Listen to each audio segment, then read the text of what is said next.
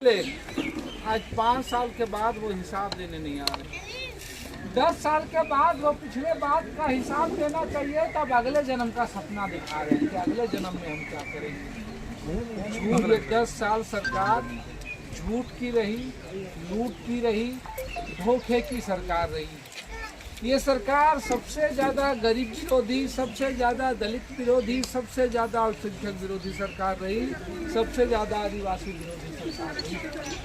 क्योंकि ये जल जंगल जमीन 75 सालों की जो हम लोगों की विरासत रही है, पुरखे को संपत्ति को ही बेचने पर लगी हुई सरकार।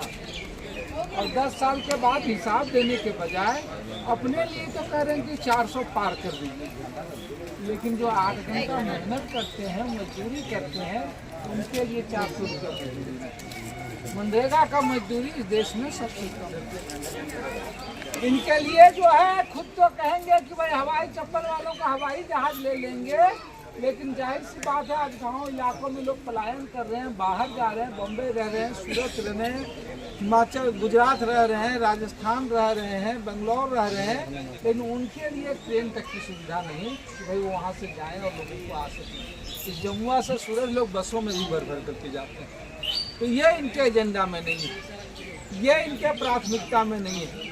लोगों के हक और नेताओं की वोट की जरूरत पड़ती है 5 साल में एक बार। आदमी की जरूरत और परेशानियां 5 साल देख करके नहीं आती। चाहे जाड़ा हो, गर्मी हो, बरसात हो, आप देखिएगा सबसे ज़्यादा दमन अत्याचार इनके द्वारा जो है बढ़ाया गया है। लेकिन आज इसको जवाब देने का समय, आज समय इनके सवाल करने का है। आज समय सबसे ज़्यादा लोगों को ठगी गई ये सरकार है। हालात बदलने के नाम पर आए, लेकिन आप क्या देख रहे हैं, खाली नाम बदले, कभी जल सेवक, कभी ऊर्जा दीदी, कभी जल सहिया, कभी रोजगार सेवक, लेकिन उनको उतना भी मानदेय नहीं मिलता जितना 50 साल के ऊपर महिलाओं को आज हेमंत सरकार पेंशन दे रही है।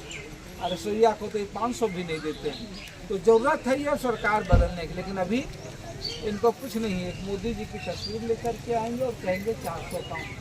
400 पार क्यों कह रहे हैं? इस देश के संविधान को बदलना चाहते हैं। इस देश के गरीब प्रजों लोगों का जो अधिकार है उसको ये बदलना चाहते हैं। इसलिए आपको जो है एक बदलाव करने की ज़रूरत है। और पिछली बार के आप देख रहे हैं आज पूरा देश समझ चुका है और इसलिए सरकार बदल रही है। 3 चरणों के चुनाव में यह बहुत साफ साफ हो गया है। इसलिए सरकार ही नहीं, आपको अपना सांसद भी बदलना है। जो आपकी आवाज़ को देश के संसद में रख नहीं सके, आज इनके लिए है। जो लोग कुछ कर रहे हैं, ईडी सीबीआई करके उनको जेल भेजो और अपने सारी चीज़ें आज इनके देखिएगा। तमाम सबसे करोड़पति लोग भारतीय जनता पार्टी के, ये तमाम लोगों को आप देखिएगा, यही स्थितियाँ हैं, यही सवाल है। इसीलिए हम कह रहे हैं कि इस बार के चुनाव में